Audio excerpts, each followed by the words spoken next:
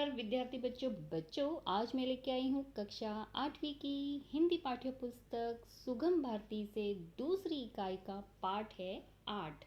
बच्चों इस पाठ का नाम है जिंदगी का सफर। बच्चों इस कविता के कवि हैं नंदलाल पाठक जी। तो चलिए सबसे पहले हम कवि परिचय देख लेते हैं। वो इस तरह से बच्चों नंदलाल पाठक जी का जन्म 1929 गाजीपुर उत्तर प्रदेश में हुआ था और ये बनारस हिंदू विश्वविद्यालय से शिक्षा पूर्ण करने के बाद नंदलाल पाठक जी का अधिकांश जीवन बच्चों मुंबई में शिक्षक के रूप में बीता।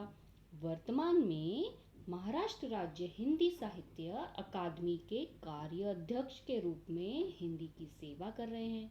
और बच्चों इनकी कुछ प्रमुख कृतियां वो इस तरह से है। धूप की छाँव, जहाँ पतझर नहीं होता, ये कविता संग्रह है। और फिर हरी होगी धरा, गजलों ने लिखा मुझको, हिंदी गजल संग्रह है। और भगवत गीता, आधुनिक दृष्टि, चिंतन आदि हैं।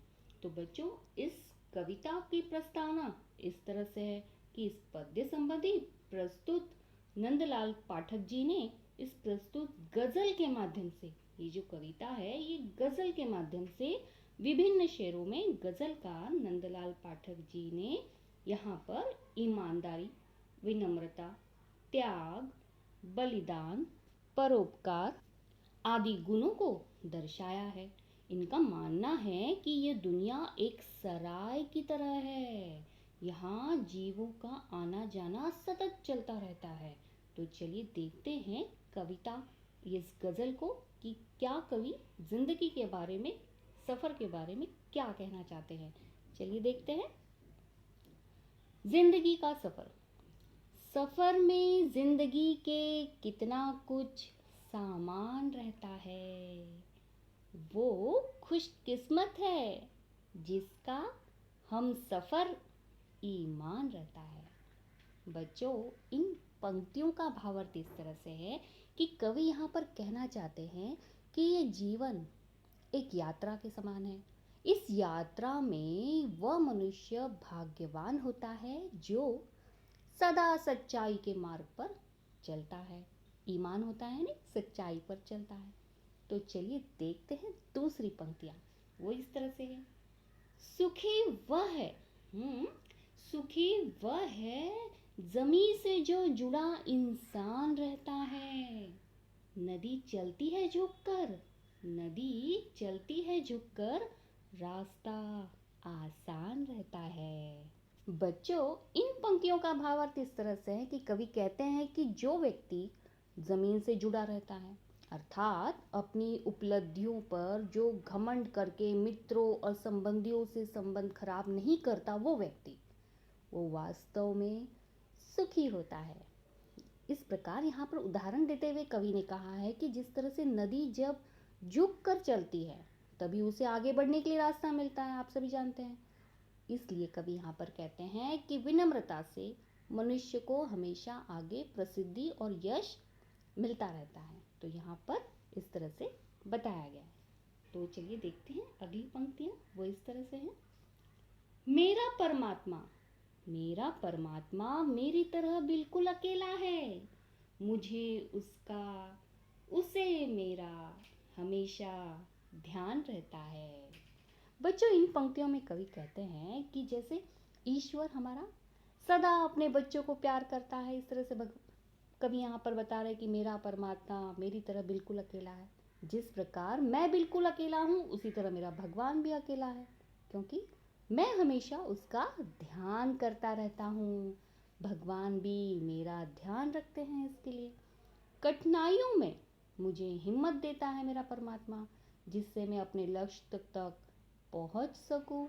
तो मेरा परमात्मा इस तरह से है। तो चलिए देखते हैं अगली पंक्तियाँ। वो इस तरह से है। वे मर कर भी अमर है, वे मर कर भी अमर है, प्यार है तब त्याग से जिनको, चला जाता है जब इंसान, चला जाता है जब इंसान, तब बलिदान रहता है। बच्चों इन पंक्तियों में कवि कहते हैं कि कवि का कहना है कि जो लोग परोपकार करते हैं, यानी दूसरों की मदद करते हैं, मानव मात्र से प्यार करते हैं, मानवता के लिए अपने प्राणों तक का बलिदान कर देते हैं, वे लोग मरने के बाद भी लोगों की यादों में रहते हैं। उनका केवल शरीर मृत्यु को प्राप्त होता है, लेकिन नाम हमेशा अमर हो जाता है। इस तरह से कवि इन पंक्तियों में बता रहे हैं।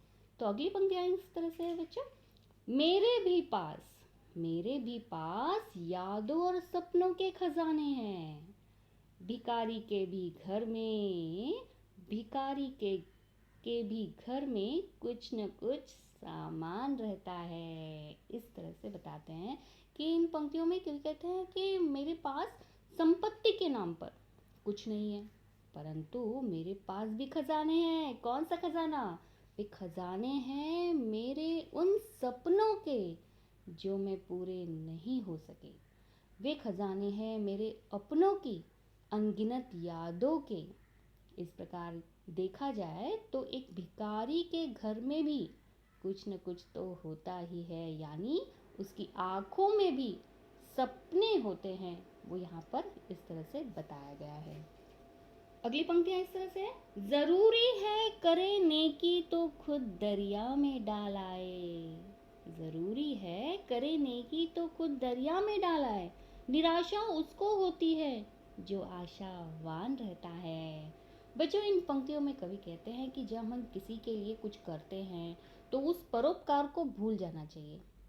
यदि नहीं भूलेंगे तो हम भलाई के बदले में उस व्यक्ति से भी भलाई की आशा करेंगे, उम्मीद रखेंगे कि वो भी हमारे लिए कुछ करे।